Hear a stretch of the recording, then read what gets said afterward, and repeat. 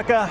I'm just a few hundred feet from ground zero, where a group of Muslim terrorists crashed two planes into the World Trade Center, killing close to 3,000 people.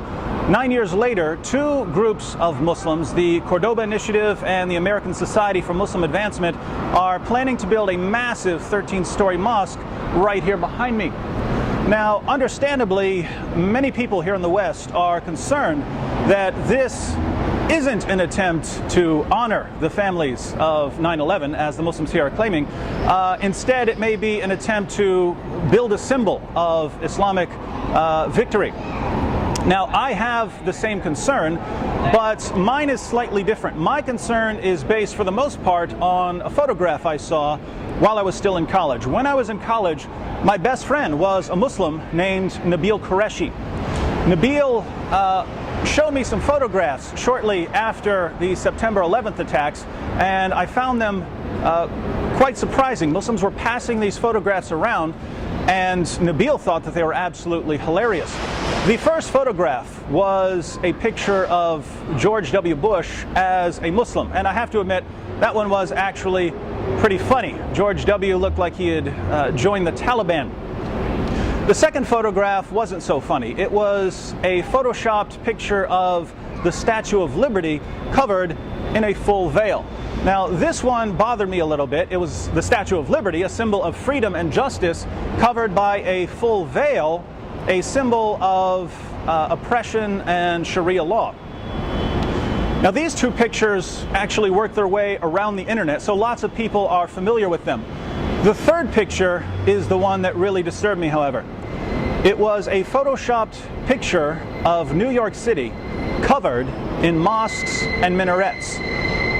In the bottom corner, it said, New York City, 2006.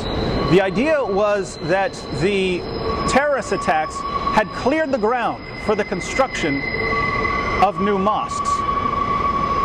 Now, when I asked Nabil why he found this photograph so funny, he said, "Am I the only one who's dealing with this tragedy through humor?" But that really didn't work. People who dealt with 9/11 through humor made fun of the terrorists. They didn't joke about terrorist attacks clearing the way for a new Mecca.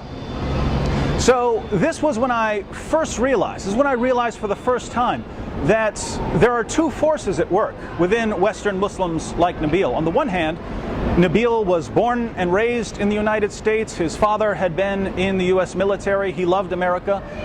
But on the other hand, even though he came from the most peaceful sect of Islam, there was something in Nabil that allowed him to smile when there were terrorist attacks.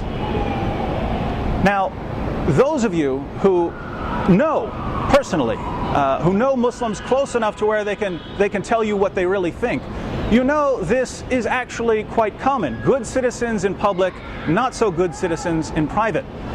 Interestingly, this dual Muslim nature is advocated in the Quran. If you turn to Surah 3, verse 28, you'll see that the Quran says, "Let not the believers take disbelievers as their friends in preference to believers. Whoso doeth that hath no connection with Allah, unless it be that ye but guard yourselves against them, taking as it were security."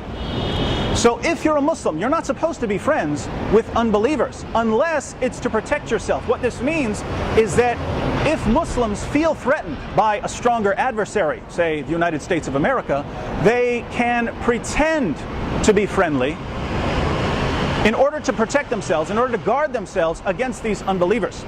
The greatest Islamic commentator of all time, Ibn Kathir, comments on Surah 328, and he says that when Muslims are outnumbered by a stronger adversary, believers are allowed to show friendship outwardly, but never inwardly. He goes on to quote Muhammad's companion Abu Darda, who said, "We smile in the face of some people, although our hearts curse them." So if Muslims are in an area where they're outnumbered, they're supposed to have two faces. Inwardly, they're supposed to hate the unbelievers and to long for the day when Islam will dominate. Outwardly, they are allowed to pretend to be peaceful and tolerant and kind and loving, smiling in our faces while cursing us in their hearts. What's my point, you ask? Well, the Muslims who want to construct a massive mosque here assure us that they're doing it to honor the victims of 9/11 and not to construct a symbol of Islamic supremacy. They assure us that they're going to build a beacon of understanding and harmony, a place for people of all faiths to gather and condemn extremism. Do you believe that? If so, I'd like to sell you a bottle of Wood's Miracle Magic Cure-All from the Miracle Springs of Poland for the low, low price of $487. My friends, what did Muslims do when they conquered Mecca? They went to the Kaaba, the center of pagan worship, and they claimed it for Islam. What did Muslims do when they took Jerusalem? Where did they build their mosque? They built it on the Temple Mount. When Muslims conquered Damascus, where did they build their mosque? They demolished the Church of St. John the Baptist and replaced it with a mosque. Why? When you Islamize the most important places of your enemy, you destabilize your enemy, you make them weaker, and you show them that Muslims are in control.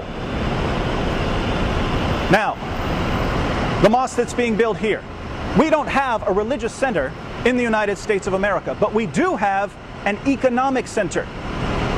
The heart of that economic center was the World Trade Center, which was destroyed by Muslims. And now Muslims want to construct a massive mosque. Why? To honor the victims of 9/11? Keep in mind, this was in the minds of Muslims all along. Right after the September 11th attacks, Muslims were joking about filling the city with mosques. And now they tell us that they're doing it to honor the victims of 9/11. Smiling in our faces while cursing us in their hearts. Come out of the cave, America. It's dark in there.